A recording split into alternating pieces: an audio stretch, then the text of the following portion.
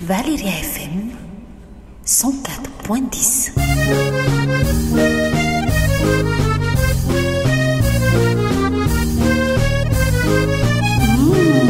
Milasa tsy fanadina.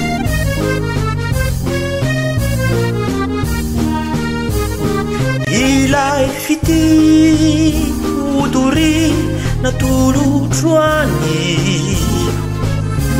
anatreany lanitra manaiky anao tokadrano koa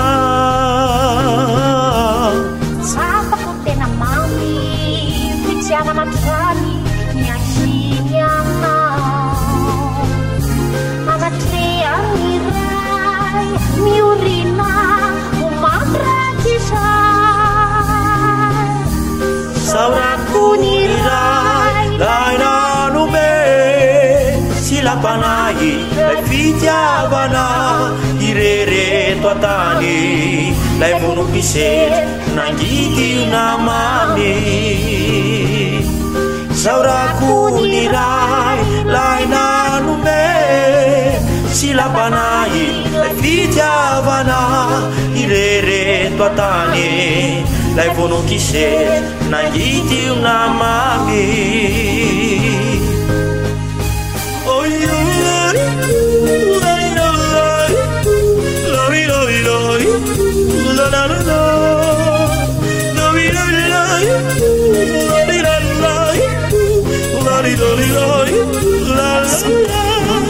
Yavana marina tuku nyansikanu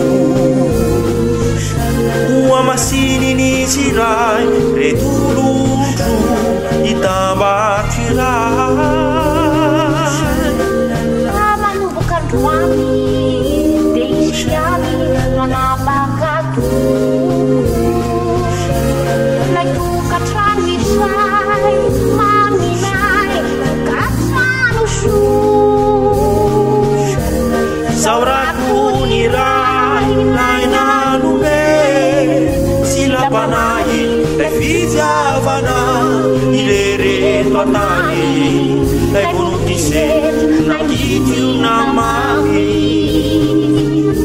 saurakuni rai lainanume silapanahi lay fitiavana irereto atany lay vononkisety nangitio namamy